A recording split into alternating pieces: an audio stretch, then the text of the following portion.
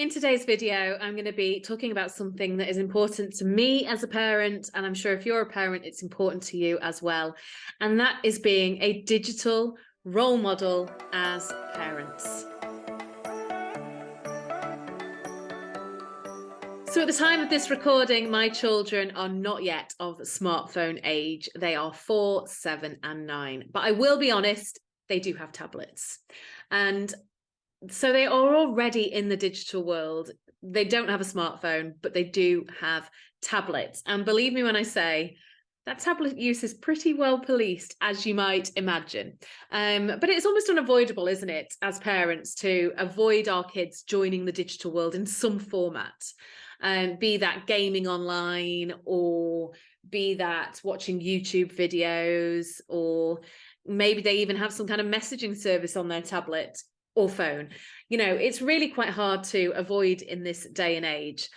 So instead, we need to make sure we're doing all we can to make sure that we are doing everything for their digital well-being. And that means being role models as parents. And this was something that became really important to me as my children have got older. And as I realized, actually, they're almost at the point, my eldest now is 9. She's not that far away from the moment where she's going to be getting her first smartphone. So I want to be a really good role model for her in how to use that effectively. You know, I do use my smartphone. I love my smartphone. I use it for so many different tasks and things that bring joy to my life and add value to my life and my business. So I also have a really good relationship with my smartphone. I don't use it excessively. I know when to put it down. I have steps in place to keep my screen time really quite low. And I want to make sure my children have similar steps in place. So how do we do that then as parents? How do we make sure that we are digital well-being role models for them? So the first thing then is to set your own boundaries with your own digital use. If you are on your phone day in, day out, scrolling in front of your children, then it becomes a learned behavior for them. They see their parents doing it. That means that when they get their phone, it's a natural thing for them to want to be scrolling on it all the time, just like they see you doing as a parent. So it's really important that you establish your own boundaries with your phone use. I do have a course, I'll pop the link below for it, which is all about reducing your smartphone use. So if you feel you've already maybe using your phone too much, or even maybe you're just at the UK average, which is 4 hours a day, which just is insane, isn't it? You know, when we think that's about 25% of our waking hours that we're spending on our phones. You probably want to start by putting your own boundaries in place. So my course, Reduce Your Phone Use, can help with this. The link is below, and it is designed to help you do what it says, reduce your phone use.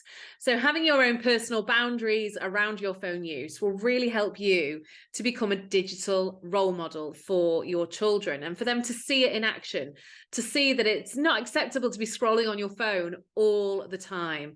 And that goes whether your children have phones or tablets or any kind of digital device. Showing them that you don't do that is a really good first step in being a good role model. It's also worthwhile setting up digital free zones in your house. So for example, phones aren't allowed in the bedroom, or tablets, or there are set hours of day that they're not allowed. For example, during the week, you could say there's no use after 8 o'clock, no phones at the dinner table, no phones in bathrooms or other devices.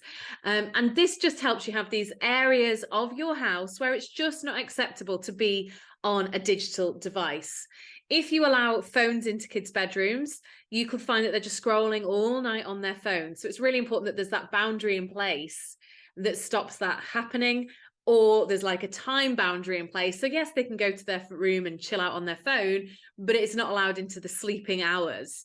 So there's a blocker on the phone, or there's somewhere that phones live at night in the house, such as a charging point in the house where you leave all the phones and they're all in the same place.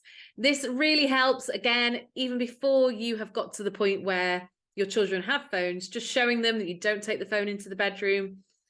They're not walking into your bedroom and you're scrolling on your phone in bed. It's already setting the scene for how you're going to be doing things when they get a phone. Because, you know, if you try and set boundaries in place with a teenager and say no phones in the bedroom, but you're constantly on your phone in your bedroom, we know it doesn't go down too well.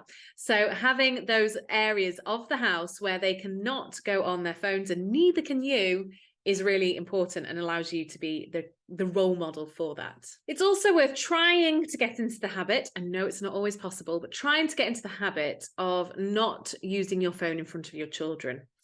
And it's quite easy to do because we're not constantly surrounded by our children, are we? It depends on their age, because I remember the days when I did feel constantly surrounded and followed through every nook and cranny of the house. But there will be times you're able to go on your phone, but get into the habit of, if your child walks into the room, to put your phone down, to give them your attention, to focus in on them, rather than them going, Mom, and you're like, yeah, what is it? What do you want? Okay, yeah, fine, yeah, whatever. You're not giving them your attention. You're not listening to them properly. You're looking at your phone at the same time. So get into the habit of, when your child is present, put your phone down. When they leave the room, of course, you can then go and check on your phone, do what you need to do, but getting into that habit. Or if there is something you have to do on your phone, just say, oh, just give me 1 minute, please. I've just got to pay this bill, or, whatever it is you're in the middle of doing. I've just got to pay this bill, and then I'm with you in 1 second. Right, I've done it. I'm putting the phone down. Yes, you've got my full attention. How can I help you? So having that boundary in place means that when you talk to them and they're scrolling, you can't say like, oh, you're ignoring me, put your phone down, because they'll just say, Mom, you do the same too, or Dad, that's exactly what you do to me. So it's really important to get this boundary, because it's something a lot of parents struggle with, is they're trying to talk to their kid, but their kid's scrolling on the phone. And yet they don't sometimes reflect that on themselves and go, actually, I do exactly the same to my children. So again, being a positive role model.